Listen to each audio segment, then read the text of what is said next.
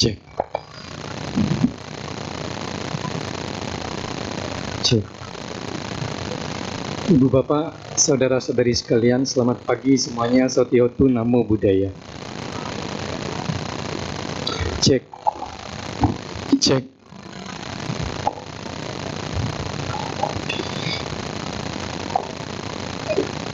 Pada kesempatan ini, judul kita seperti yang sudah tertampilkan adalah manajemen diri Buddhis. Ini diambil dari salah satu buku saya yang terbit kira-kira tahun 2016. Jadi sekitar 9 tahun yang lalu. Nah, tetapi karena waktu yang tidak terlalu panjang kalau satu sesi kebaktian, maka yang diambil hanyalah mungkin sekitar 1/4 atau 1/5 dari isi buku ini. Sehingga kalau dijadikan ceramah seperti untuk kebaktian, maka isi buku ini akan menjadi 4-5 sesi. Seperti itu ya. Buku ini diterbitkan oleh Widyasena dari Jogja. Nah, sebelum kita mulai, saya akan putarkan satu kutipan kata-kata Buddha kepada para biku satu ketika, di mana pada waktu itu Buddha menceritakan satu kejadian di waktu yang lampau. Jadi bukan di zaman Buddha Gautama. Buddha bercerita kepada para biku tentang satu kejadian di waktu yang lampau. Ada seorang guru bernama Araka di waktu yang lampau yang mempunyai banyak sekali murid. Kemudian terjadi percakapan atau penyampaian oleh guru Araka itu kepada para murid dari guru Araka. Guru Araka memanggil para muridnya itu dengan Brahmana. Kira-kira seperti itu ya. Percakapannya atau penyampaiannya cukup panjang, yang akan saya perdengarkan hanya potongannya saja, sebagian saja. Dalam Anguttara Nikaya Sutta Pitaka, Buddha bercerita kepada para biku. Dahulu kala hidup. Saya ulang. Dalam Anguttara Nikaya Sutta Pitaka, Buddha bercerita kepada para biku. Dahulu kala, hiduplah seorang guru agama bernama Araka yang bebas dari nafsu indria. Dia mempunyai beratus-ratus murid, dan inilah doktrin yang diajarkannya kepada mereka. Sungguh pendek kehidupan manusia, para Brahmana, sungguh terbatas dan singkat. Kehidupan ini penuh dengan penderitaan, penuh dengan pusaran. Hal ini harus dipahami dengan bijaksana. Orang harus melakukan hal yang baik dan menjalani kehidupan yang murni.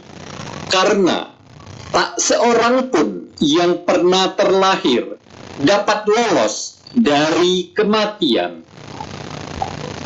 Apa yang dikatakan oleh guru Araka kepada murid-muridnya yang diulang dalam bentuk cerita oleh Buddha kepada para biku, ini adalah kata-kata, kalimat-kalimat yang bagus, bahwa kehidupan manusia itu pendek, terbatas, dan singkat, penuh dengan tantangan, persoalan.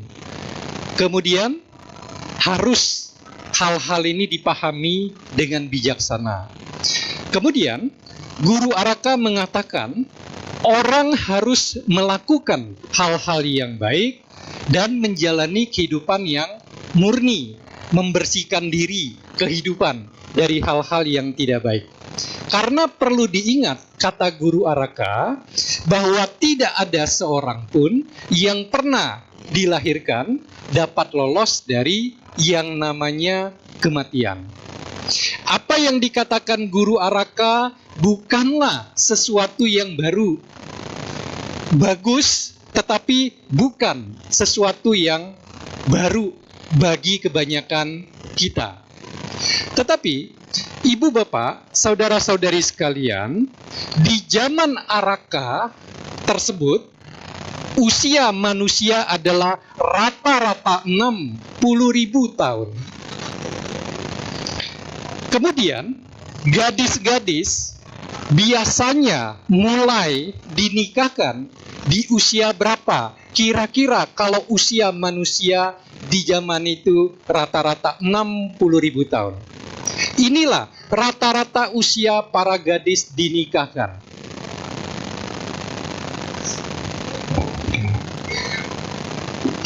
Kalau zaman sekarang nggak bisa cari lah ya, usia segini ya. Sudah akan nggak ada yang mau. Jadi di zaman Araka, itu usia manusia rata-rata 60.000 tahun. Kalau kita baca riwayat Buddha, silsilah Buddha, usia rata-rata di zaman setiap Buddha itu nggak sama. Nah, di zaman Araka 60.000 tahun. Kemudian, kalau kita mengacu kepada zaman Buddha Gautama, yang sekarang ajarannya kita kenal.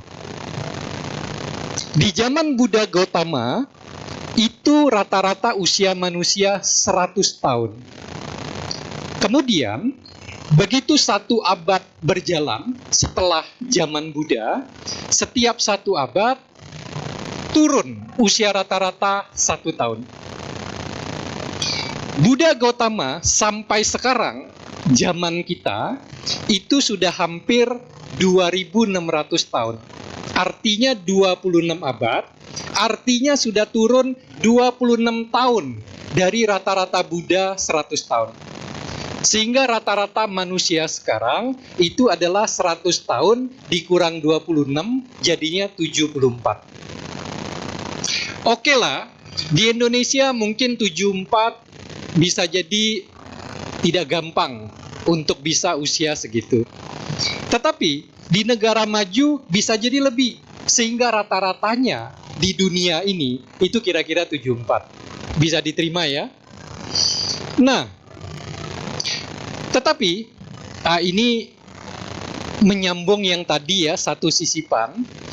Pernah muncul pertanyaan, zaman Buddha Gautama rata-rata manusia usianya 100 tahun. Mengapa Buddha Gautama parinibbana meninggal usia 80 tahun? Kemudian ada yang protes. Kalau begitu, Buddha nggak keren, Buddha nggak hebat. Karena rata-rata usia manusia di zaman Buddha 100 tahun. Kok Buddha 80 tahun? Bagaimana kita sebagai umat Buddha menjawab kalau muncul pertanyaan ini? Kadang-kadang riwayat Buddha memang memunculkan peluang orang untuk mengkritik. Mengapa meninggalkan istri dan anaknya tidak bertanggung jawab? Bagaimana kita umat Buddha menjelaskan itu?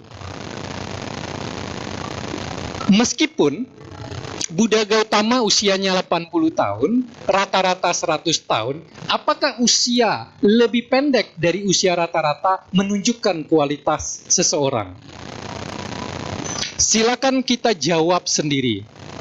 Cukup banyak mungkin dalam kehidupan kita melihat orang-orang yang lebih senior, lebih tua, mohon maaf, belum tentu kelakuan dan kebijaksanaannya menunjukkan usia yang sudah banyak itu. Buddha Gautama udah pasti sempurna dan suci. 80 tahun juga cukup. Beliau mengajar 45 tahun. Ibu bapak, saudara-saudari sekalian, kembali kepada apa yang barusan disampaikan. Di zaman Guru Araka, usia manusia rata-rata 60.000 tahun. Di usia 500 tahun para gadis umumnya dinikahkan. Hanya ada 6 penyakit. Di zaman kita berapa banyak penyakit? Flu burung, flu kucing, flu tikus, flu kecoak gitu ya. Begitu banyak. Mungkin ribuan, mungkin beberapa ribu. Di zaman Guru Araka itu hanya ada 6 penyakit. Yuk kita lihat apa saja ke-6 penyakit itu. Apakah ini yang disebut penyakit? Kedinginan, kepanasan, kelaparan, kehausan, buang air besar, buang air kecil. Ini penyakit atau bukan? Bukan. Ini adalah alamiah kehidupan. Artinya apa? Di masa usia orang begitu panjang, 60.000 tahun rata-rata, tidak ada penyakit. Araka mengatakan apa? Sungguh pendek kehidupan ini. Kalau kita bandingkan dengan kehidupan kita sekarang, anggap kita bisa nyampe rata-rata 74 tahun. Bandingkan dengan 60.000 tahun, berapa kalinya? Sudahkah, pertanyaannya Ibu Bapak, saudara-saudari sekalian, kita memanfaat kehidupan kita yang super pendek ini dengan maksimal, dengan sebaik-baiknya? Tinggal dikurangkan aja, usia kita sekarang berapa? Usia saya saat ini 20 tahun, dikurang dengan 74, mudah-mudahan saya masih punya 54 tahun. Silakan hitung sendiri dan siap-siap. Pertanggungjawabannya ada di diri kita masing-masing. Ibu bapak, saudara-saudari sekalian, dalam pengetahuan EQ, emotional quotient, kecerdasan emosi, EQ atau EI, emotional intelligence, kecerdasan emosi, itu mencakup 5 elemen, di mana salah satunya dalam pengetahuan EQ atau EI ini, itu adalah nomor 2, manajemen diri. Jadi manajemen diri merupakan salah satu komponen dari kecerdasan emosi kita sebagai seorang manusia. Hari ini, dalam sesi ini kita belajar bagaimana manajemen diri secara agama Buddha, sesuai dengan ajaran Buddha.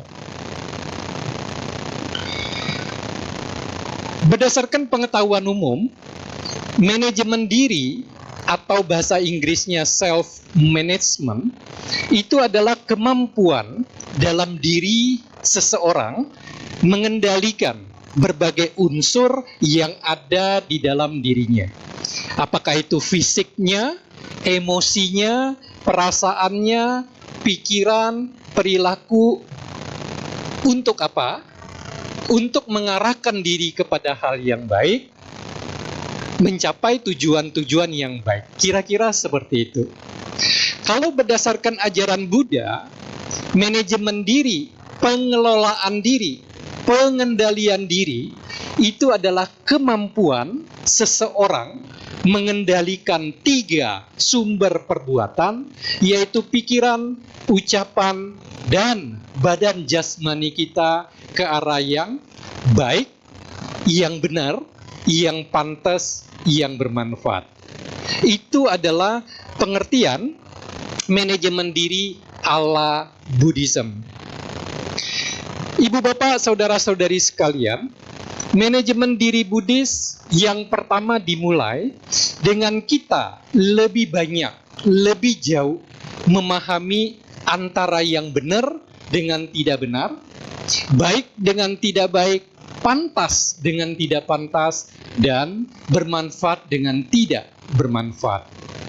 Saya mungkin pernah mengatakan ini, bahwa di kehidupan sehari-hari sangat mungkin yang terjadi dalam kehidupan kita sehari-hari memungkinkan kita salah dalam mengartikan antara yang benar dengan tidak benar, baik dengan tidak baik, dan seterusnya. Contoh sederhana adalah di jalan raya seringkali kita melihat pengendara lain melawan arus arah, melawan arah lalu lintas yang sebenarnya.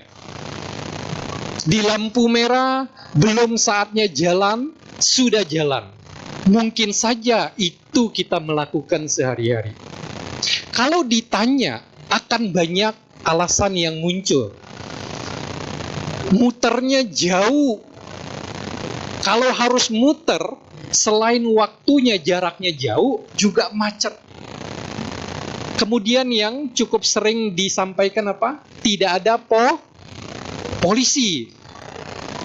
Kemudian apalagi alasannya, orang-orang juga begitu. Kebanyakan orang hajar aja, ya sudah. Artinya apa, Ibu Bapak, saudara-saudari sekalian? Kehidupan sehari-hari itu bisa membuat kita terkontaminasi, tercampur, sehingga yang salah itu bisa jadi benar. Makanya mengapa kita butuh sekali-sekali dalam waktu tertentu, misalnya kita ikut kebaktian seperti ini, supaya kita dikalibrasi. Kalibrasi itu artinya mengembalikan kepada standar yang seharusnya, supaya kita diingatkan kembali, kita belajar lebih banyak lagi untuk bisa membedakan dua dikotomi ini. Baik tidak baik, benar salah, pantas nggak pantas, bermanfaat tidak bermanfaat. Kemudian selanjutnya, setelah kita lebih banyak belajar, kita harus menambah, baik melalui pikiran, ucapan, dan perbuatan badan jasmani yang benar, yang baik, yang pantas, dan bermanfaat. Kan kita sudah tahu, oh hal-hal ini benar, baik, pantas, bermanfaat. Saya belum melakukan, saya perlu menambah supaya saya melakukan yang saya sudah tahu. Kemudian, dari pikiran, ucapan, dan badan jasmani yang tidak benar, tidak baik, tidak pantas, tidak bermanfaat, kita jangan lakukan. Atau kita sudah lakukan, kita kurangi kalau belum bisa dihilangkan sama sekali. Ini adalah bentuk manajemen diri seorang Buddhis. Kita belajar supaya tahu lebih banyak. Apa yang kita tahu, kita praktekkan, kita lakukan. Ibu bapak, saudara-saudari sekalian, kalau kita melakukan, mempraktekkan manajemen Buddhis seperti ini, maka kebahagiaan adalah ganjaran atau konsekuensi bagi kita yang melakukannya. Ibu bapak, saudara-saudari sekalian, ini adalah gambar dari kacang hijau. Kacang hijau, kalau dibiarkan terbungkus rapi, katakan di toko kelontong, di minimarket, di supermarket, maupun di tempat atau di toko yang menjual kacang hijau, sebulan, 2 bulan, bahkan setahun, kacang hijau itu tidak akan menjadi apa-apa. Tetapi hanya dengan 1 butir kacang hijau yang normal, kalau kita tumbuhkan di media tanam yang tepat, kita jaga, kita rawat, kita siram, kita biarkan kena matahari yang cukup, mungkin kita kasih pupuk, kalau ada tanaman pengganggu, kita cabut, kita pastikan gitu ya. Maka dari 1 butir kacang hijau, dia bisa tumbuh dan berkembang, pada akhirnya menghasilkan banyak kacang hijau. Hanya dari 1 kacang hijau. Artinya apa? Ibu bapak, saudara-saudari sekalian, artinya adalah setiap dari kita, kalau kita mau memulai mempraktekkan manajemen diri Buddhis yang baik, kita harus memulai dengan pemahaman ini. Setiap dari kita, siapapun kita, pada saat ini, sebetulnya di dalam diri kita menyimpan, mengandung benih atau bibit, bahkan kesempurnaan. Tidak hanya kebaikan. Seperti halnya satu butir kacang hijau, ada benih atau bibit di dalamnya. Dikondisikan, maka dia akan bisa tumbuh dan berkembang, menghasilkan banyak kacang hijau, menghasilkan banyak kebaikan. Inilah yang harus kita terus pahami, terus perkuat dalam diri kita. Jangan berpikir, saya pernah melakukan kesalahan besar, banyak sebelumnya. Saya lebih rendah daripada orang-orang yang lain. Tidak. Siapapun diri kita, diri saya, diri Anda sekalian, semuanya membawa benih atau bibit kebaikan dan bahkan kesempurnaan. Tinggal bibit ini harus kita kondisikan, sebagaimana halnya benih atau bibit di dalam satu butir kacang hijau. Kalau dia dibiarkan saja, tidak diberikan kondisi yang sesuai, benih itu, bibit itu tidak akan muncul dan menghasilkan hal-hal yang baik. Demikianlah dengan kita, benih atau bibit yang baik, yaitu kumpulan karma-karma baik kita dari waktu-waktu sebelumnya, kehidupan-kehidupan yang lampau, itu perlu kondisi untuk muncul, untuk berbuah. Ibu bapak, saudara-saudari sekalian, bagaimana selanjutnya manajemen diri ala Buddhisme? Dalam Dhammapada, syair 50, Buddha mengatakan yang bisa menjadi dasar kita mempraktekkan manajemen diri Buddhis. Dhammapada, syair 50, Buddha mengatakan, ia hendaknya tidak memperhatikan kesalahan-kesalahan orang lain, apa yang diperbuat dan tidak dibuatnya, melainkan memperhatikan apa yang dibuat dan tidak diperbuat diri sendiri. Kelihatannya gampang, tetapi prakteknya enggak mudah. Banyak dari kita yang lebih sibuk mengurus orang lain dibanding menjaga, memastikan diri kita sendiri sebaik mungkin. Apalagi misalnya kita punya kewenangan, otoritas di rumah misalnya, anak-anak harus dengerin, harus ngikutin. Pada waktu orang tua meminta anaknya untuk tidak merokok, si orang tua ngerokoknya luar biasa, kira-kira akan dituruti nggak? Mungkin ya di depan, tapi di belakang bisa jadi enggak. Kadang-kadang kita kebablasan karena merasa punya kuasa, punya power, punya kewenangan, lalu kemudian kita sibuk mengatur orang lain. Ingatlah, kalau kita mengatur diri kita terlebih dahulu dengan baik, bahkan tanpa perlu bersusah payah, lebih mungkin kita mengatur orang-orang lain untuk juga menjadi baik. Nah, tentu saja ada orang-orang yang akan sinis atau melihat peluang untuk mencela. Dengan menampilkan ini, akan ada orang-orang yang mengatakan egois ya. Buddha itu kok ngomongnya begitu, diri sendiri, egosentrik. Mungkin saya pernah mengatakan kepada ibu bapak sekalian, ingatlah pada waktu kita naik pesawat. Mudah-mudahan jangan Air India ya. 240-an hanya satu loh yang selamat. Itu karmanya seperti apa ya? 200-an lebih hanya satu yang selamat.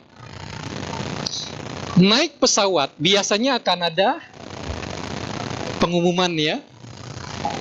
Salah satunya adalah dalam kondisi darurat mungkin ya. Pada waktu tekanan udara di kabin menurun, masker udara akan turun, gunakan sebelum menolong orang yang lain. Ingatlah ilustrasi atau metafora itu untuk mengingat ini. Kalau dalam kondisi udara terbatas, oksigen terbatas, dengan niat baik menolong orang yang lain, jangankan satu orang kita tolong, belum sempat satu orang, sudah lebih dulu kita meninggal dalam kondisi udara yang terbatas. Jadi kita harus memastikan diri kita dulu pakai yang benar, bernapas dengan baik, baru kita nolong sekitar kita, pakaikan maskernya, bisa menolong lebih banyak orang. Jadi ingatlah, kita perlu menjaga dulu diri kita. Bukan berarti ajaran ini kita cuek dengan orang lain. Kita bekerja, kita punya bawahan, kita punya tim mempraktekkan ini. Pokoknya jaga diri sendiri, peduli amat orang-orang yang lain. Tentu harus dimaknai dengan kebijaksanaan. Ibu bapak, saudara-saudari sekalian, selanjutnya bagaimana cara manajemen diri yang sesuai dengan ajaran Buddha? Kita melihat cukup banyak teman-teman kita, saudara kita, kerabat kita yang berpindah keyakinan. Betul? Ada? Cukup banyak mungkin ya. Keluarga dan lain sebagainya. Mengapa orang-orang tersebut kemudian berpindah? Salah satu karena keyakinan yang belum kokoh, yang belum teguh. Bagaimana caranya supaya kita punya keyakinan yang kuat dan tidak mudah goyah? Bagaimana kita memahami Dhamma, ajaran Buddha sepenuhnya? Yang pertama, kita perlu belajar teori. Kalau Bapak Ibu pernah mendengar Cula, Manggala, Cakawala, Gata, biasa kalau saya sebagai pandita pemberkahan perkawinan, ini dibacakan sebelum pemberkahannya, sebelum memercikkan air ke mempelai. Di dalam Cula Manggala Cakawala Gata, Buddha mengatakan di dalam itu ya, ada 80.000 kelompok Dhamma. Barangkali di buku kebaktian kita mungkin ada, tapi saya belum cek ya. Jadi dalam Cula Manggala Cakawala Gata dikatakan 80.000 kelompok Dhamma. Kalau kelompok Dhamma itu adalah ajaran Buddha, topik-topiknya, maka 80.000 itu banyak loh. Oleh karena itu, kitab suci agama Buddha kan banyak, 1 lemari penuh. Mungkin ibu bapak pernah lihat di wihara-wihara yang menyediakan kitab suci agama Buddha. Bisa jadi masih dalam bahasa Pali misalnya begitu ya. Jumlahnya 1 lemari penuh.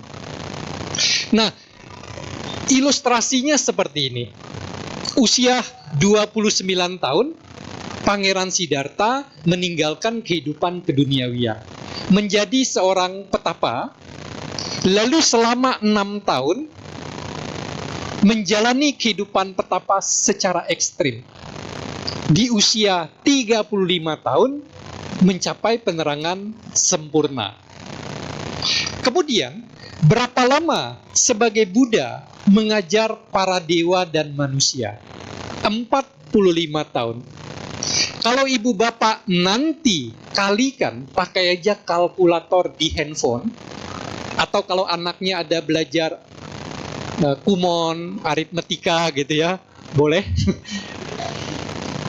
45 tahun diceritakan dalam riwayat Buddha, sehari semalam Buddha bisa mengajar 6 kali kepada para dewa dan manusia.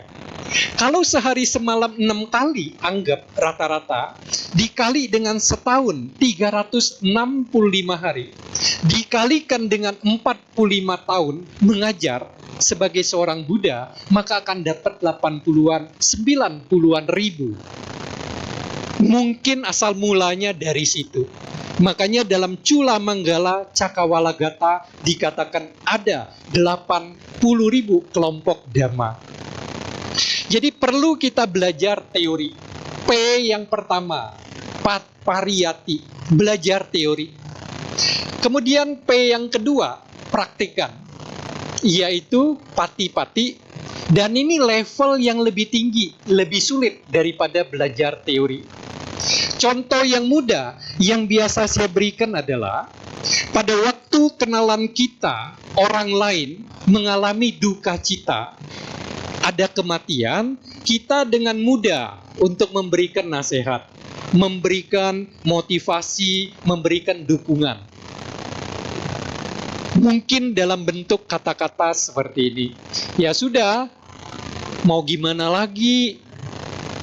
Kan yang pernah dilahirkan tidak akan terlepas, terbebas dari kematian. Kita juga cepat lambat akan begitu.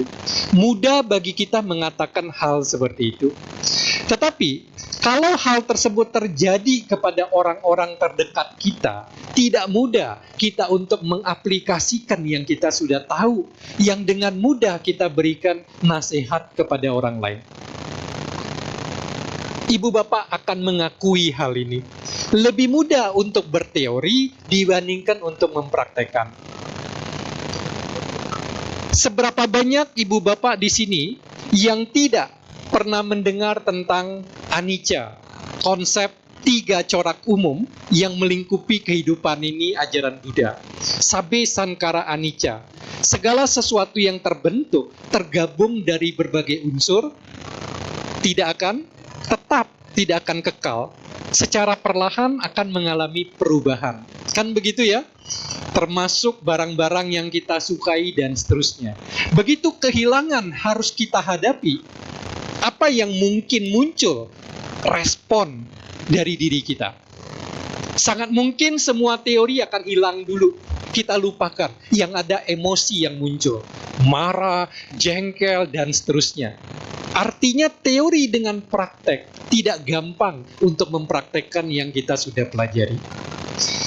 Makanya tidak heran, bahkan Buddha mengatakan dalam Dhammapada, daripada ngomong banyak nih, tahu banyak hal-hal yang baik yang bagus, tapi tidak dipraktekkan, lebih baik taunya sedikit, yang baik, tapi itu dipraktekkan. Kemudian ibu bapak, saudara-saudari sekalian, yang ketiga adalah patiweda, bermeditasi khususnya vipassana. Karena vipassana ini menyempurnakan apa yang kita tahu dari teori, kemudian menyempurnakan praktek yang sudah kita lakukan. Bagaimana menjelaskan ini secara contoh sederhana? Ibu bapak bayangkan, satu ketika melalui medsos, TikTok, kemudian mungkin Instagram, pernahkah Anda melihat ada kuliner baru di daerah tertentu, lalu kemudian tertarik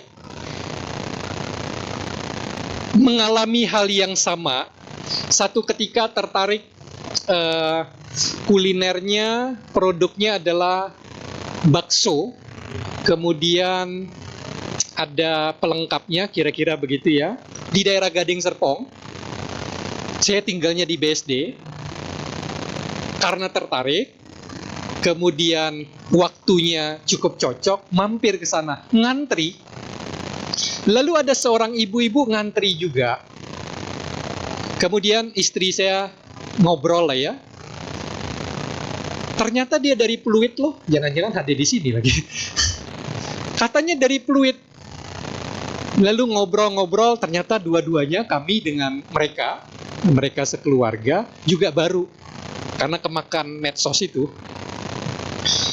Dia dari Pluit, tertarik segala. Oh ngantri ya? Iya ngantri sistemnya gimana? Kok nggak ada yang jaga, yang mencatat gitu ya? Ngobrol-ngobrol kira-kira begitu. Nah, anggap nih kita ke sebuah tempat kuliner yang baru, anggap ya. Kemudian kita nanya dong, buku menunya kayak gimana? Lalu kita diberikan buku menu. Oh, kita jadi tahu nih, ternyata dia menyajikan makanan apa saja, kemudian minumannya apa aja. Mungkin ada kelengkapan yang lain. Itu adalah teori pariyati. Kita jadi tahu, oh, resto atau tempat makan ini menjual jenisnya ini aja. Mungkin ada harganya. Mungkin. Itu adalah teori. Kemudian yang melayani sudah siap untuk memesan, untuk mengorder. Kita ngorder makanannya ini, minumannya ini, dan seterusnya. Kemudian diproses, lalu datang makanan dan minuman kita. Kita lihat nih, oh ternyata kayak begini sotonya misalnya. Baksonya kayak begini, ukurannya begini, kuahnya begini, dan seterusnya. Lalu kita coba. Kita lihat, kita coba, itulah praktek.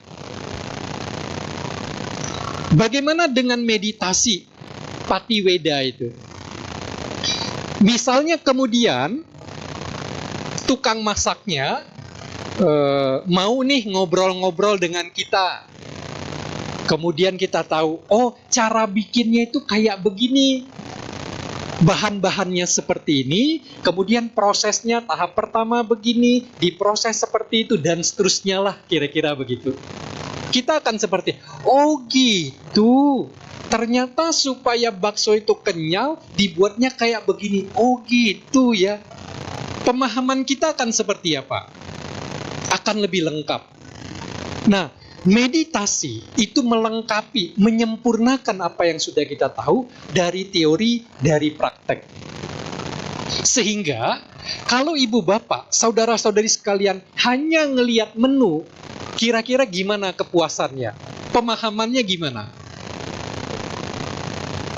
Nah, hati-hati ya, ini hanya sekedar nasihat, friendly advice gitu ya. Kadang-kadang antara menu, buku menu dengan actualnya yang datang bisa beda loh. Buku menunya gede banget, tuh gitu ya. Wih gila, keren banget. Begitu datang, miniaturnya yang datang. Nah ini harus agak hati-hati gitu ya. Jangan terlalu over expectation gitu. Takutnya kecewanya besar. Jadi ibu bapak sekalian, ajaran Buddha itu banyak. Kita perlu belajar teorinya. Apakah seperti ini, momen seperti ini, kita baca Tipitaka-nya, kan sekarang cukup banyak ya. Dalam bentuk buku, di internet pun banyak dari sumber-sumber yang cukup reliable, yang dapat dipercaya, dapat dijadikan pegangan. Kita perlu belajar, perlu praktek, melihat kenyataan, menyadari, lalu jangan lupa meditasi. Ibu bapak, saudara-saudari sekalian, bagian lain dalam manajemen diri Buddhis, saya katakan, bentuknya artikel ya di dalam buku tersebut, adalah sistem diri. Kalau ibu bapak lihat, dalam kehidupan sehari-hari, sistem itu umum. Kalau ibu bapak misalnya menggunakan kalkulator, kalkulator tuh harus ada yang diisi gitu ya, angka atau apa. Lalu kemudian setelah diisi, kita minta dia memproses, tambah, kurang, bagi, akar pangkat, dan seterusnya. Baru kemudian akan muncul hasil. Sistem itu memenuhi kaidah seperti ini. Apapun. Mau sistem komputer, mau sistem yang lain, dan seterusnya. Ada input, ada proses, ada output. IPO. Tapi bukan initial public offering ya, penawaran umum saham, penawaran perdana saham, bukan. Input, proses, output. Input itu apa dalam diri kita? Macam-macam. Kita pernah sekolah, pernah kursus, pernah pelatihan, pernah mengikuti banyak hal dari berbagai sumber. Input yang masuk ke diri kita banyak. Kemudian, proses yang terjadi di dalam diri kita seperti apa?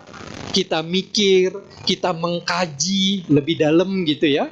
Kita merenungkan, kita menganalisis, kita praktek, kita meditasi. Semuanya itu adalah memproses input yang masuk ke dalam diri kita.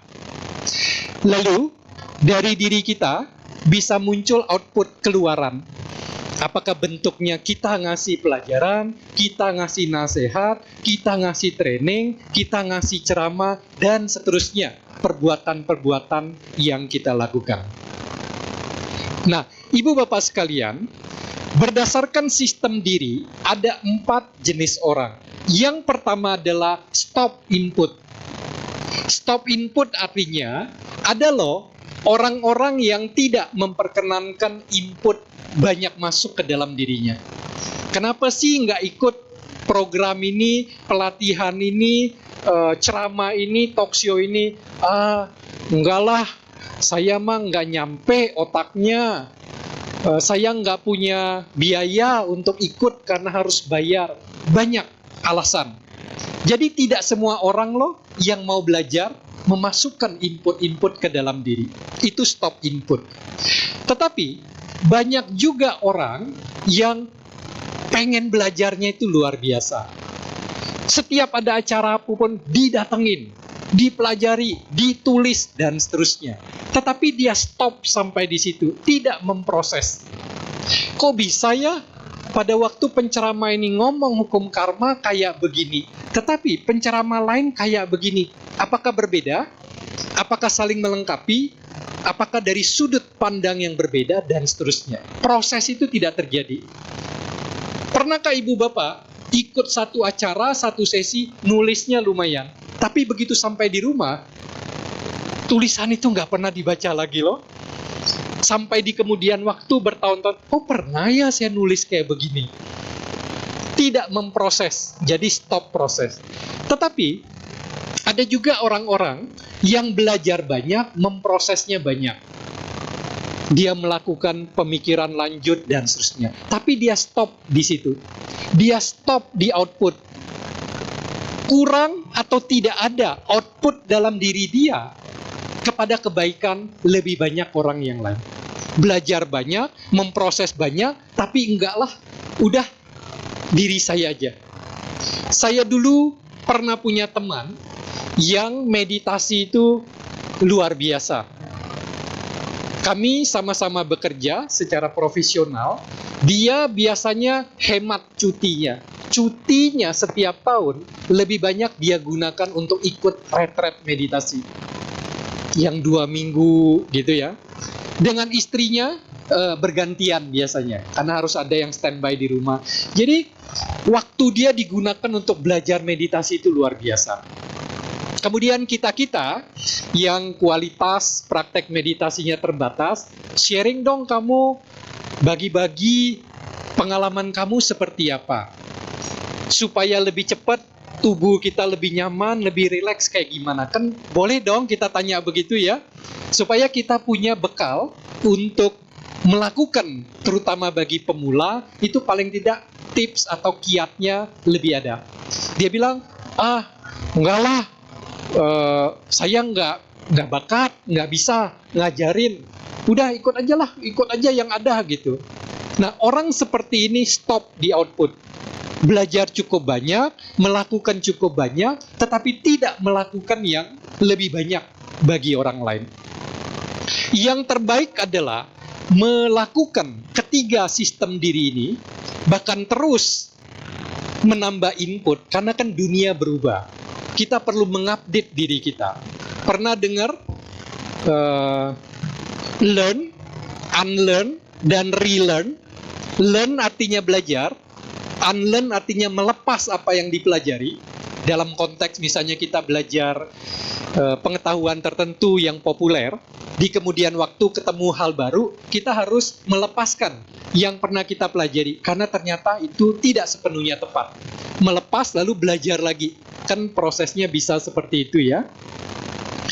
Nah, ibu bapak sekalian, kalau kita stop di output, seumpama cerita Wisaka dengan mertua laki-lakinya bernama Migara. Wisaka dianggap sebagai umat biasa dari kalangan perempuan, penyokong Buddha dan para biku yang terbaik. Wisaka ini punya mertua namanya Migara. Satu ketika Migara sebagai seseorang yang sangat kaya, ayah mertua dari Wisaka sedang makan, menurut cerita, bubur manis. Saya tidak tahu seperti apa, mungkin bubur kacang hijau tadi ya. Kacang hijaunya udah dimasak. Lalu menurut cerita, mangkok emas, saking kayanya. Bubur manis, mangkok emas. Menurut cerita, ada seorang biku yang mendatangi rumah dari Migara untuk apa? Ya, untuk menerima dana makan, kan biasa ya, biku keliling gitu ya. Tetapi Migara, ayah mertua dari Wisaka, pura-pura nggak tahu, pura-pura nggak lihat, nggak mau berdana. Wisaka yang melihat itu kemudian berkata, yang mulia, kepada biku tersebut, ayah mertua saya sedang makan makanan basi. Migara, ayah mertuanya, naik darah. Mungkin kalau diukur tensinya bisa 200 kali ya. Berani bener gitu kan. Lalu kemudian inilah, karena di waktu itu menurut cerita disebutnya klan ya, mungkin suku ya. Jadi titip pesan kepada para pemimpin suku bahwa harus dicari kesalahannya Wisaka. Udah diusir pergi aja. Ayah mertuanya nggak suka. Pada waktu ayah, kalau nggak salah namanya Danajaya, ayah Wisaka, menyerahkan anaknya kepada putra dari Migara. Danajaya, ayah dari Wisaka, pernah mengatakan, kalau anakku dianggap bersalah, selidiki dulu, kira-kira begitu. Jadi Migara tidak bisa mengusir Wisaka secara langsung, meminta tetua mungkin ya, pemimpin-pemimpin di kelompok itu selidiki dulu. Kemudian Wisaka ditanya, mengapa kamu mengatakan bahwa ayah mertuamu memakan makanan basi? Kemudian Wisaka menjelaskan, ayah mertua saya tidak melakukan perbuatan-perbuatan baik.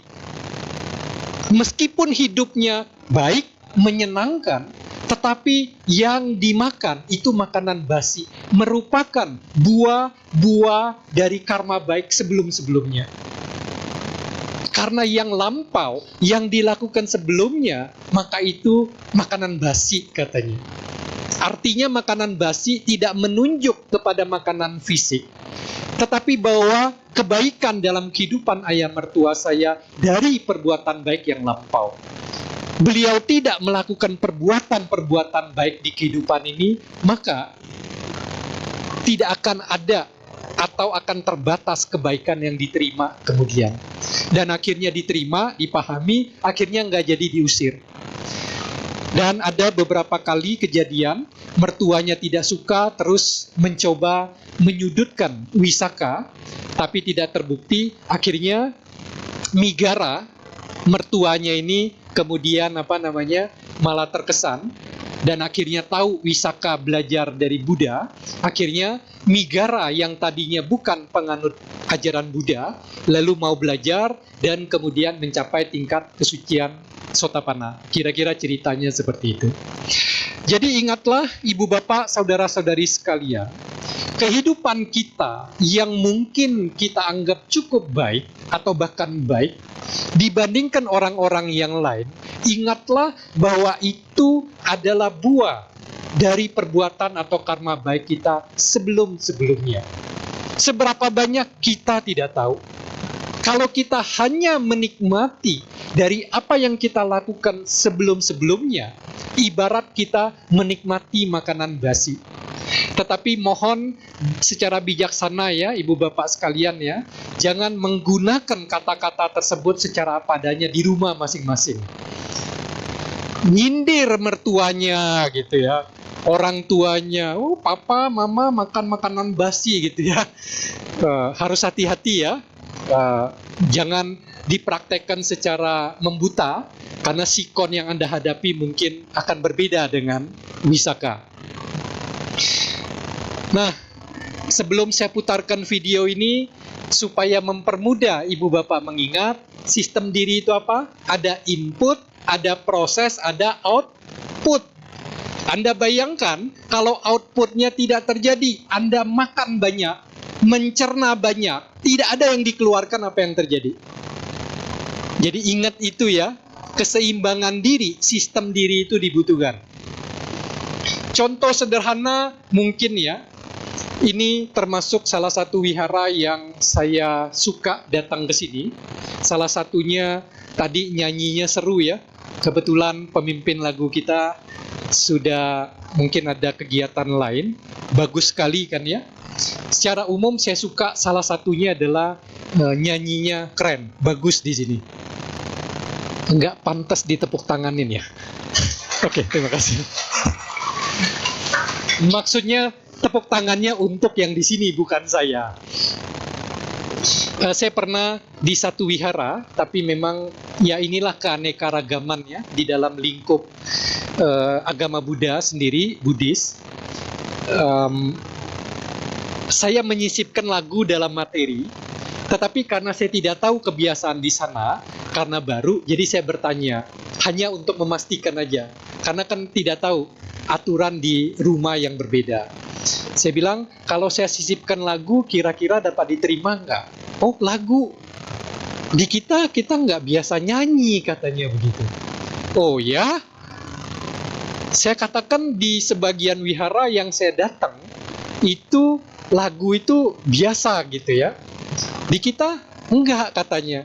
Kalau nyanyi nanti kayak seperti sebelah, katanya begitu. Saya bilang enggak juga loh, enggak bisa begitu. Kalau kita lihat di dalam Dhammapada dan seterusnya, parita, gata, segala, ada yang memang dilantunkan dengan nada sebetulnya. Jadi irama, nada itu sudah melekat dalam kita. Memang bentuknya tidak seperti lagu, nada naik turun cepat lambatnya kan lebih diatur gitu ya, lebih kentara. Jadi bukan kita meniru-niru mereka sebetulnya. Nah, saya nggak tahu di kemudian waktu seperti apa.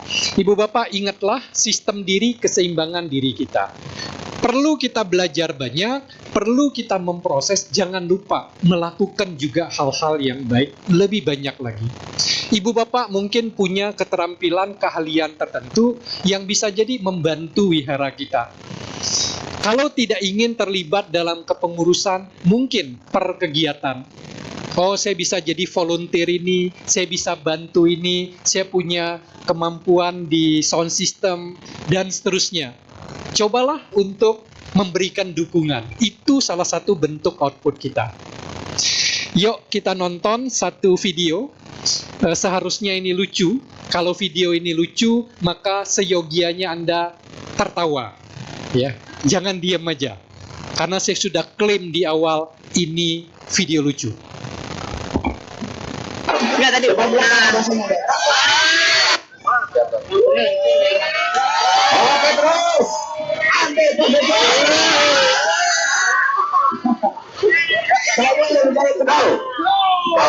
let's go.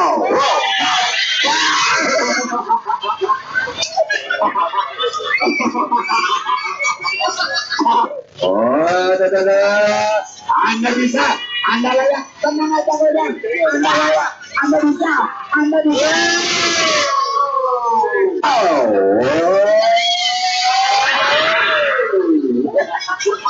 Sebentar ya teman, sebentar dua, tiga, go, benar.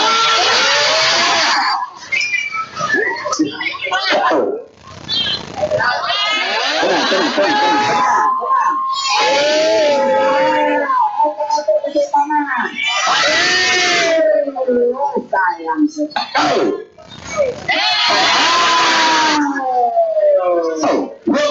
Tenang. Halo. 2, 3, go. Oke. Saya. 3, go. Oke, tenang. Oke, kamu bisa. Oke, terus, kamu bisa ambil.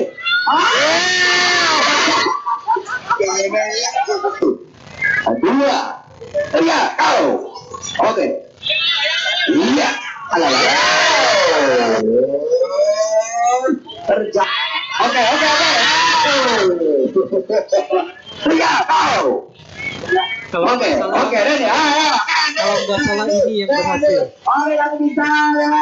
Ayo ambil, silakan. Wow, bagus. Ternyata dibiarin saja. Oke, lewat. Luar biasa.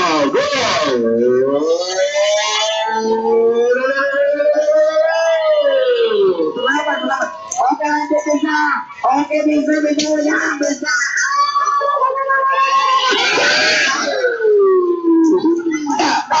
Ini sempet-sempetnya pakai sepatu dia. Masih PJ bener, berhasil pakai sepatu dia. Untuk menunjukkan jajahnya, Mikael terus berjalan.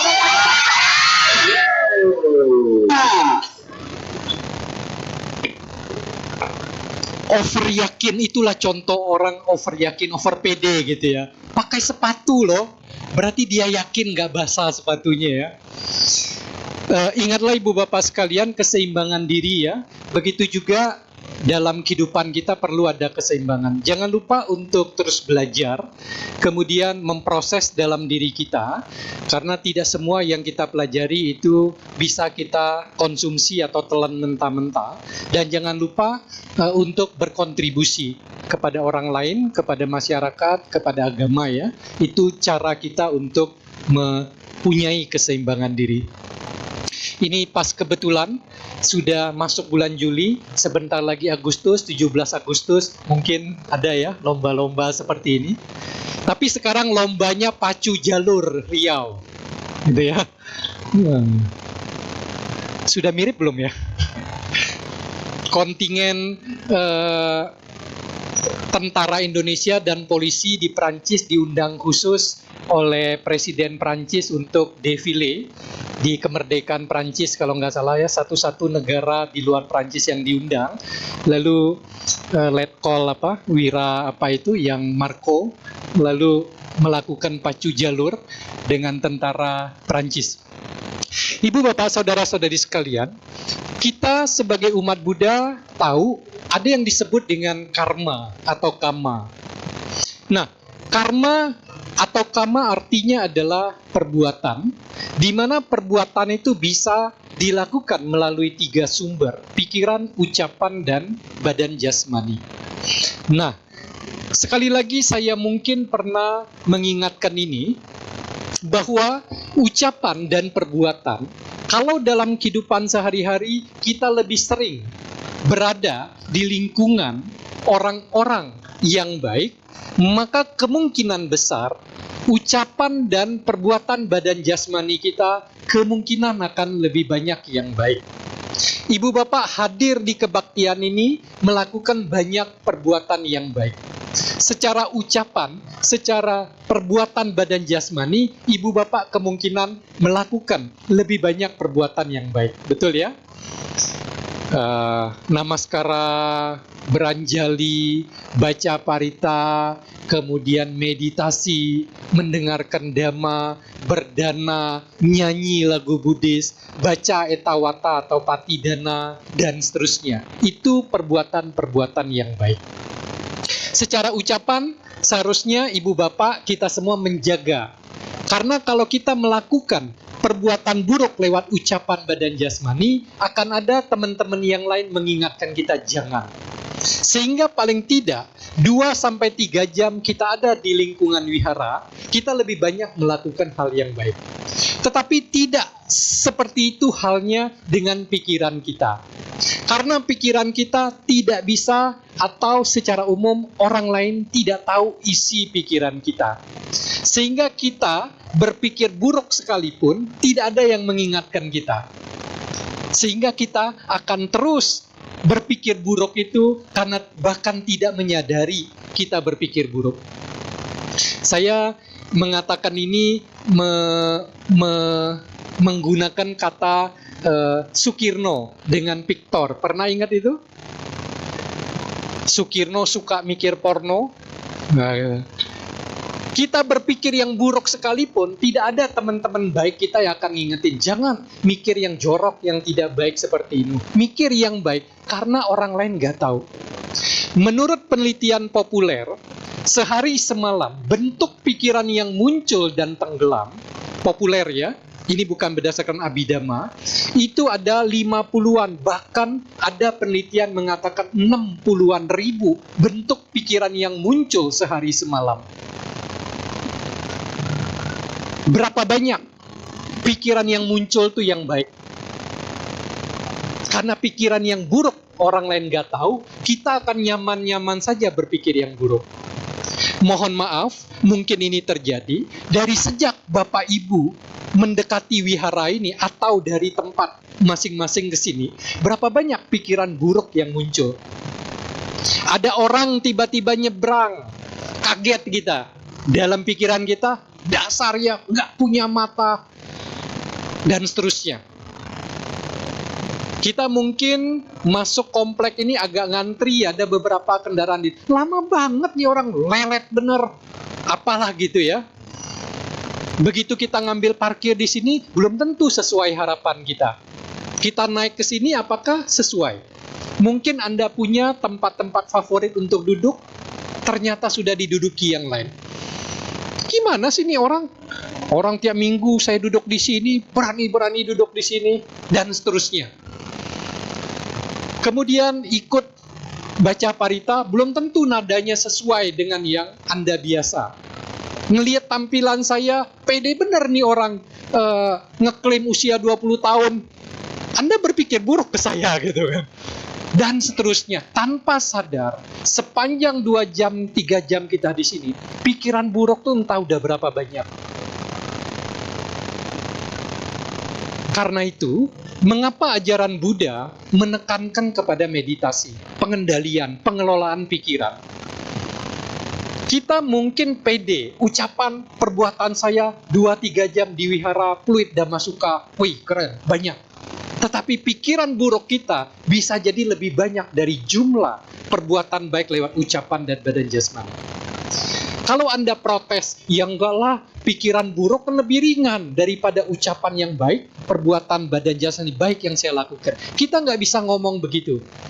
Apakah pikiran buruk lebih kecil dampaknya dibanding ucapan ini? Nggak bisa. Hukum karma tidak sesederhana itu. Makanya ibu bapak bisa memahami mengapa ajaran Buddha berbeda dengan ajaran-ajaran lain. Penekanan kepada praktik meditasi itu sangat dianjurkan. Salah satunya karena ini. Karena itu kalau ibu bapak mau mengumpulkan karma-karma baik lebih banyak, jangan lupa jaga pikiran kita. Untuk hal-hal kecil, sudah jangan dipusingkan gitu ya. Hal-hal kurang sesuai, kurang baik, jangan protes, jangan komplain kecepatan. Manusia itu komplainnya seringkali kebanyakan gitu ya. Artinya apa? Hal-hal kecil yang tidak sesuai jangan diambil hati, ambil jantung, ambil paru-paru gitu ya. Nah, di sini umatnya baik-baik ya. Saya pernah di tempat lain, makanya jadi orang jangan terlalu mengambil hati hal-hal kecil itu, jangan itu. Iya, jangan ambil hati, ambil jantung, ambil paru-paru, ambil ginjal. Kira-kira begitu. Ibu bapak, saudara-saudari sekalian, di dalam salah satu tulisan buku ini, saya mengatakan bahwa di dalam ilmu manajemen, manajemen pemasaran dan seterusnya, ada satu yang disebut dengan outside in, dengan inside out. Saya gunakan ini untuk menjelaskan ajaran Buddha. Yang dimaksud outside in, itu adalah dari luar ke dalam. Inside out adalah dari dalam diri kita keluar.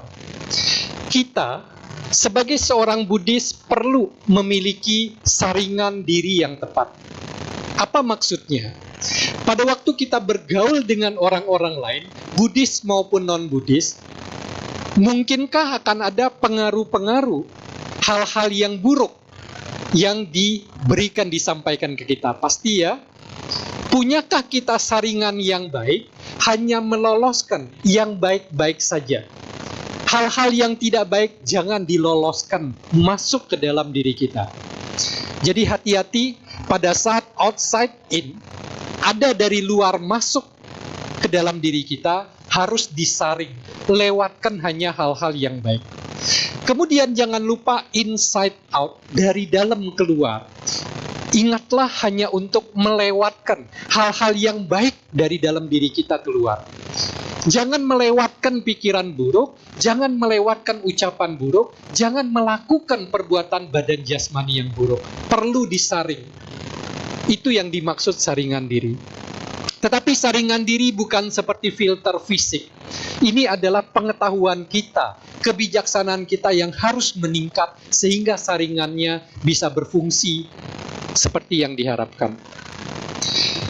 Ibu bapak, saudara-saudari sekalian, Belasan tahun yang lalu, saya pernah mendengar ini dari seorang biku senior di Indonesia. Anda pernah mendengar ini sebelumnya? Dibaca Semos.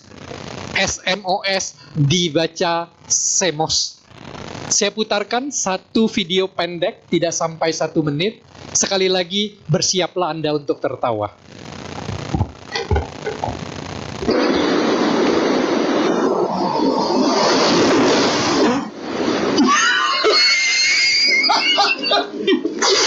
According to research, making fun of other people is the most.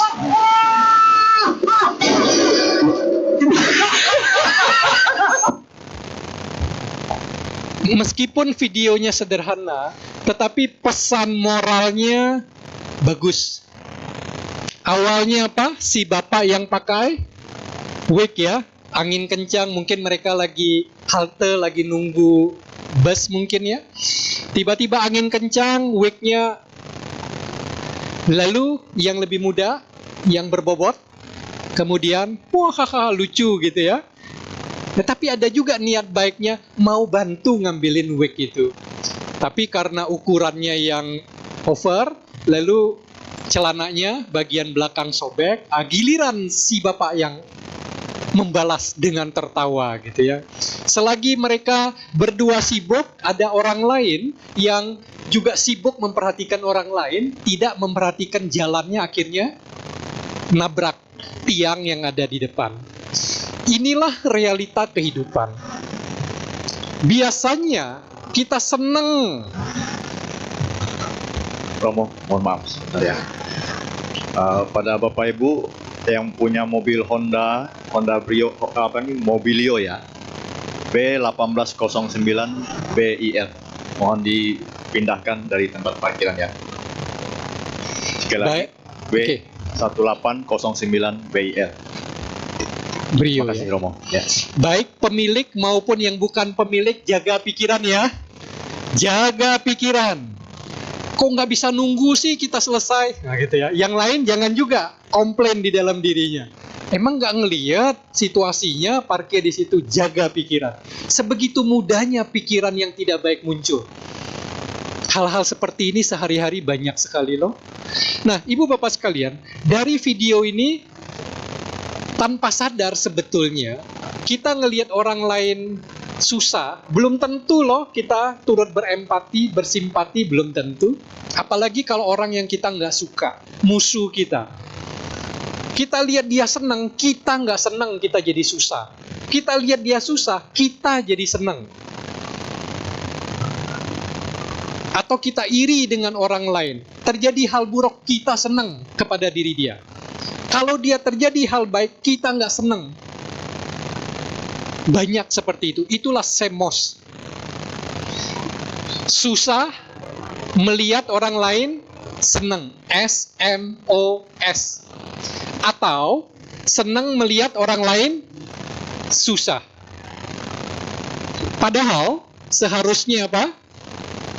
Senang ngelihat orang lain senang. Ini praktek mudita, bersimpati, turut merasa senang atas kebaikan, kegembiraan, kebahagiaan orang lain. Mudita. Lalu susah melihat orang lain susah. Itu adalah praktek karuna, belas kasihan. Atau sebagian mengatakan kasih sayang. Orang lain menderita, kita merasa tidak enak, tidak nyaman. Berharap semoga orang lain yang menderita segera terlepas dari penderitaan. Semoga dia segera menjadi lebih baik. Itu adalah karuna. Jadi semos itu perlu dibalik, bukan yang di atas tetapi yang di bawah. Turut senang kalau orang lain senang, turut susah. Apa yang kita bisa perbuat membantu dia? Minimal mengharapkan kebaikan supaya kesusahan, penderitaan orang lain menjadi segera selesai.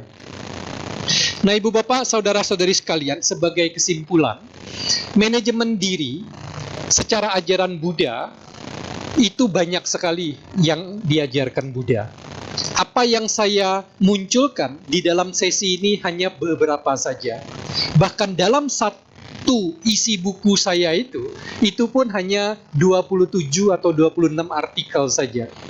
Tidak banyak. Sudah 2500-600 tahun yang lalu Buddha mengajarkan. Jadi kalau ilmu manajemen, self management baru belum lama ya. Buddha mengajarkan manajemen diri sudah lama sekali.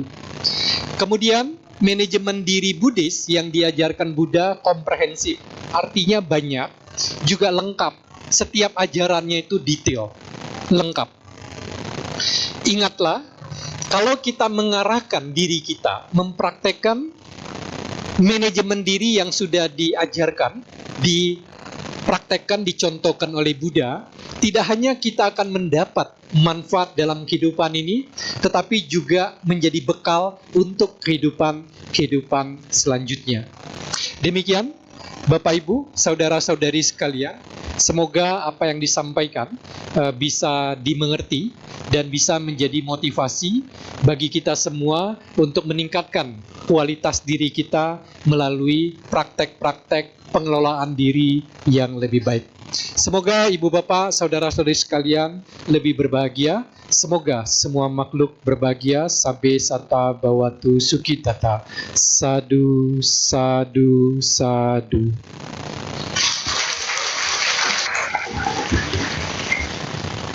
Baik, terima kasih Dhamma Desananya, Romo. Setelah ini kita akan membuka sesi tanya jawab.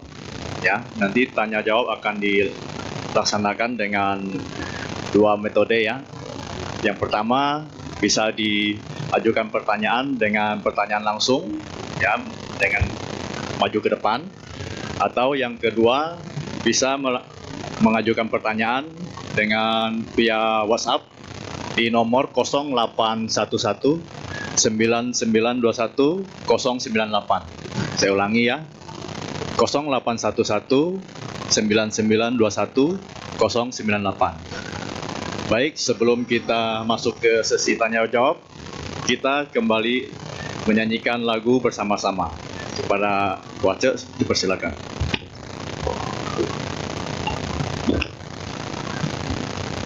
Bapak Ibu, untuk lagu kedua bersama-sama kita membuka kembali tuntunan Puja Bakti kita halaman 118. Kita bersama-sama menyanyikan lagu yang berjudul Satu Kata.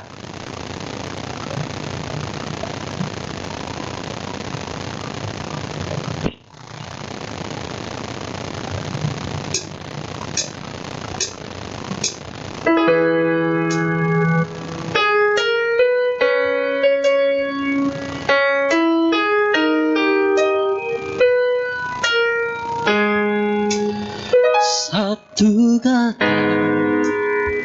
tentang damai lebih berarti dari segenggam permata. Begitu dalam isi dan mata hingga mampu damaikan dunia.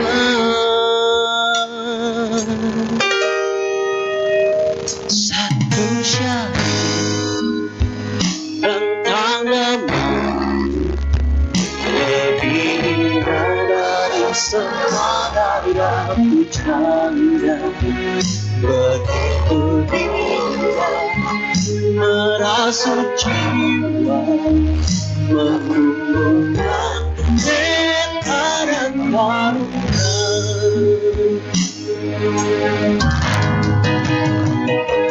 Mengapa tak kita sadari sabdanya sungguh sangat berarti. Mulai saat ini kita menjalankan ajaran Sang Buddha.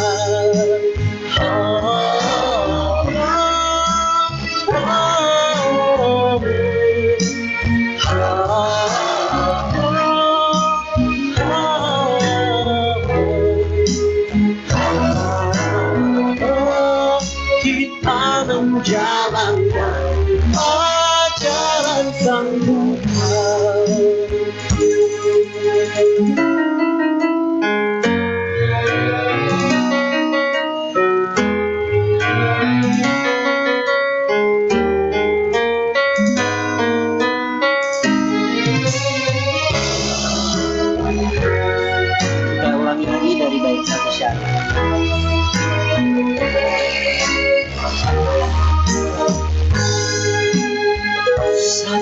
manusia dan tanggamu lebih indah dari semua karya pujaan. Merasuk jiwa, menumbuhkan cinta dan karunia.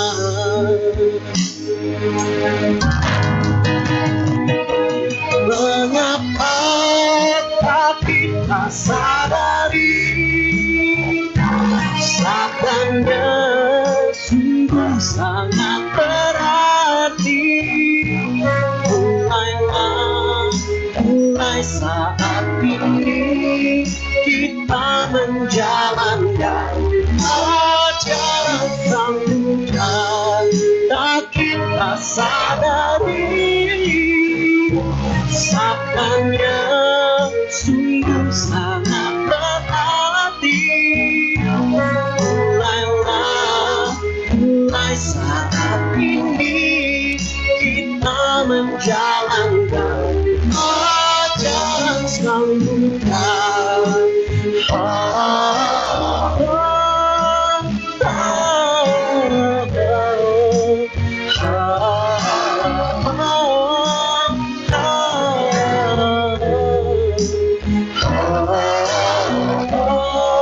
Kita menjalankan ajaran Sang Buddha.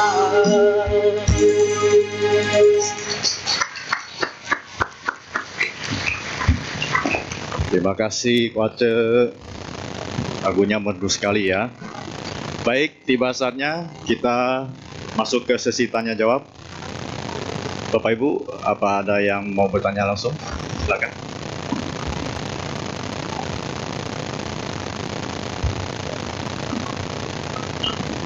Pagi Romo, pagi teman-teman Sedharma, nama saya Kumala. Hari ini saya senang banget sama sharing damanya Romo. Saya diingatkan kembali 4 hal penting, yaitu bagaimana menjadi benar, baik, pantas dan bermanfaat. Cuma tadi kan Romo kasih contoh, seperti di jalan gitu kan, nggak matuhin. Jadi pertanyaan saya itu begini loh Romo, ketika kita berusaha untuk menjadi benar, baik, pantas dan bermanfaat, itu sering menjadi masalah, memunculkan pertikaian, jadi cemoohan atau bahkan jadi omongan orang gitu, terutama dari mungkin teman di samping kita pas kita nyubir, atau di keluarga atau kolega kerja. Nah itu akan menjadi ini orang sok bener sok baik, sok pantas, sok bermanfaat, sok suci kali gitu.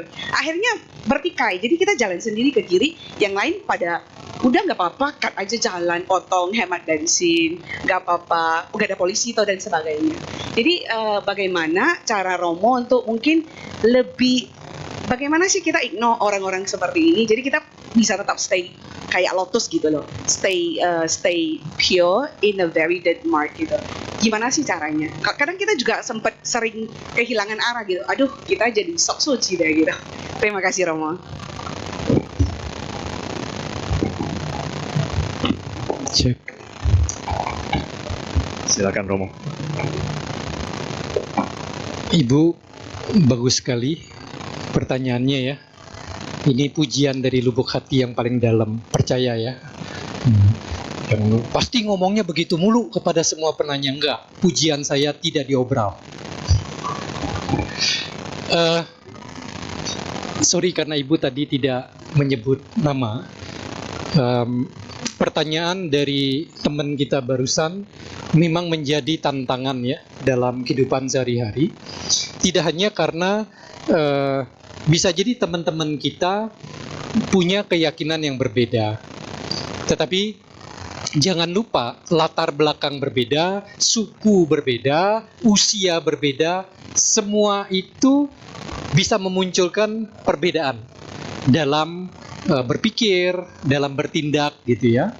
Bukan hanya karena kita mempraktekkan ajaran Buddha, lalu sekeliling kita enggak, kemudian timbul gesekan, atau kita harus memutuskan pergi atau terus kita ngalah dan seterusnya ya.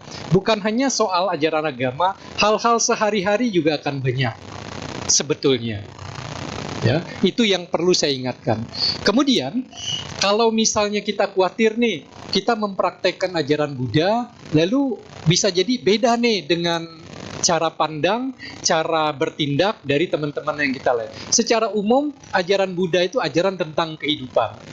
Artinya, kita nggak perlu takut mempraktekkan ajaran Buddha lalu dianggap aneh, nyeleneh, beda banget gitu ya. Secara umum tidak akan begitu. Bahwa memang akan ada kejadian-kejadian, misalnya kita nggak makan siang hari.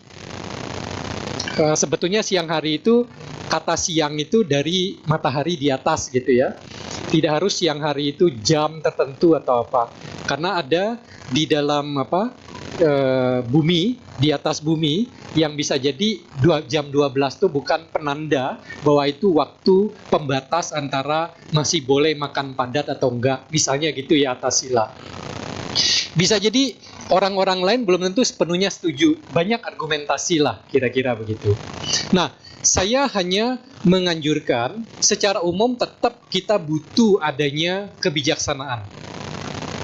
Bukan berarti kita tidak konsisten, kita tidak disiplin, kita bukan Buddhis yang baik karena tidak melakukan yang kita tahu bahwa itu baik, benar, pantas, dan bermanfaat.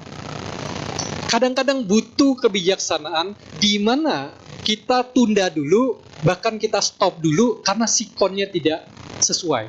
Untuk kita melakukan yang kita udah tahu baik, benar, pantas, dan bermanfaat. Saya ambil contoh begini.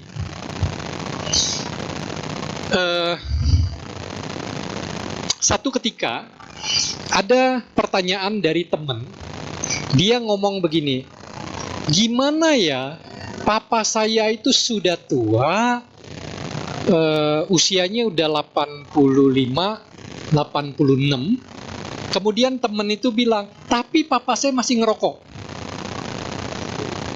Kalau ibu bapak ditanya, diminta pendapat, secara umum orang akan ngomong apa? Kita akan ngomong apa?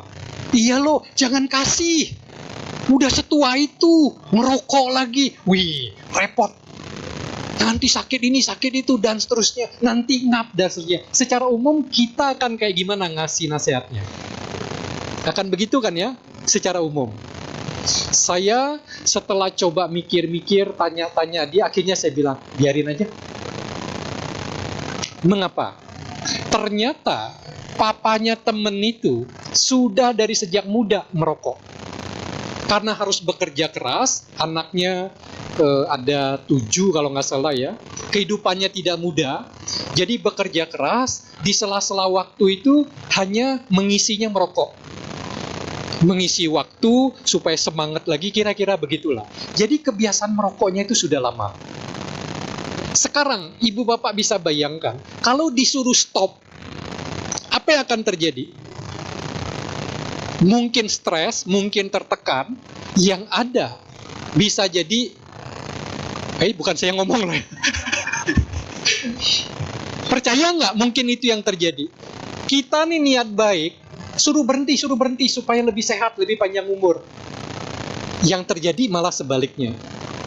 Sampai sekarang udah jalan 3, 4, 5 tahun, masih cukup oke. Ngerokoknya sehari bisa setengah bungkus, sebungkus. Ngeri juga sih. Jadi maksudnya adalah, yang kita tahu baik, benar, pantas, bermanfaat. Kadang-kadang sikonnya belum memungkinkan, tidak cocok untuk kita bersikuku melakukan itu. Perlu ada kebijaksanaan. Jadi ibu, kita belajar mengerti penting. Tapi waktu mempraktekannya juga jangan saklek yang sekaku banget gitu ya. Karena bisa jadi niat baik dengan melakukan itu, dengan dampak yang mungkin terjadi, lebih berat dampaknya. Nah, kita perlu agak punya kebiasaan dan kewaspadaan. Tapi secara umum, ajaran Buddha itu tidak bertentangan 180 derajat gitu ya, dengan hal-hal yang di luar dianggap baik, benar, pantas, dan bermanfaat. Harusnya begitu ya. Mudah-mudahan ada gambaran, Ibu ya. Terima kasih. Terima kasih jawabannya Romo. Ibu, apakah sudah puas dengan jawaban Romo? Baik. Apa masih ada pertanyaan?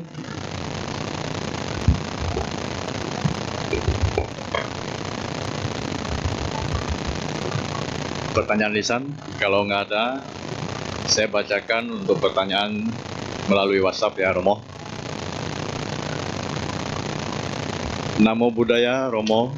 Namo Saya Buddhaya. ingin bertanya, semoga tidak menyinggung karena saya masih belajar dan ingin memahami lebih dalam. Pertanyaannya, bukankah membedakan baik dan benar merupakan persepsi subjektif individu? Jadi tidak ada kebenaran yang disetujui secara absolut dan kebenaran diproyeksikan berdasarkan nilai-nilai yang dipegang oleh individu tersebut. Entah itu berdasarkan hal-hal seperti adat, agama, pengalaman sendiri, dan lain-lain. Bahkan kebenaran dalam agama sifatnya bisa subjektif. Walaupun ada panduan secara lisan dan tulisan, bukankah reinterpretasi dari paduan tersebut bergantung pada bagaimana individu itu menangkap dan menyiratkan panduan tersebut? Demikian, Romo. Ada disebut nama penanya atau tidak? Ada nomor aja, nggak ada nama. Nomor aja. Ya. Kepada penanya dengan nomor sekian, terima kasih. Kira-kira ibu bapak, saudara-saudari bisa mengikuti ya pertanyaannya ya, bahwa yang dikatakan benar, baik, pantas, bermanfaat, bisa jadi relatif, subjektif, antar orang, antar agama, antar kelompok mungkin berbeda. Tapi dalam ajaran Buddha sebetulnya kan ada kebenaran absolut, ada kebenaran yang apa namanya setempat gitu ya. Ada betulnya yang dikatakan oleh penanya bahwa kita anggap sudah benar, baik, pantas, bermanfaat. Belum tentu juga sih orang lain kayak begitu. Ada benernya, tetapi secara umum ada hal-hal yang diterima secara lebih universal. Misalnya tentang kebaikan, misalnya gitu ya. Bakti kepada orang tua yang baik, misalnya gitu. Rata-rata semua suku, semua agama, semua kelompok, negara secara umum setuju itu ya. Orang tua yang baik itu sebagai anak harus berbakti. Bahwa ada persepsi, ada subjektivitas di sana, kita nggak pungkiri. Katakan tentang konsep ketuhanan yang Maha Esa. Kita mengenal, tapi penjelasannya berbeda dengan yang lain gitu ya. Dan seterusnya. Nah, tetapi dalam ajaran Buddha, sebetulnya kalau ibu bapak buka Dhammapada sebagai salah satu referensi, kan dikatakan apa? Perbuatan itu baik kalau setelah dilakukan tidak menimbulkan penyesalan dan air mata. Kemudian membawa kebaikan bagi orang atau makhluk yang kita inikan. Membawa kebaikan bagi diri kita. Jadi sebetulnya ada kriterianya, ciri-cirinya supaya kita bisa mengenali itu. Lalu kemudian dalam ajaran Buddha kan ada yang disebut karma. Karma baik, karma buruk itu didorong oleh dua hal. Satu, pendorongnya, pemicunya yang disebut dengan niat atau cetana. Kemudian dari akarnya. Dia niatnya nggak secara khusus, tetapi akar dari tindakannya karena kebencian, keserakahan, dan ketidaktahuan, maka itu karma buruk. Jadi dalam hal ini ada kriterianya. Nah, balik lagi, karena kita campur, kita bergaul dalam lingkungan yang tidak hanya agama Buddha, mungkin saja ada hal-hal tertentu yang terjadi perbedaan. Itu memang tidak dipungkiri. Nah, tinggal sekarang kita nih, karena masih kehidupan kita sebagai umat biasa pasti nyampur, gitu ya. Balik lagi kepada pertanyaan pertama, perlu ada kebijaksanaan di dalam mempraktekkan hal-hal itu. Begitu kurang lebihnya. kepada penanya, sekali lagi pertanyaan ini juga sangat betul, sangat umum kita untuk menemukan hal-hal ini, gitu ya. Terima kasih kepada Bapak Ibu yang bertanya. Terima kasih Romo.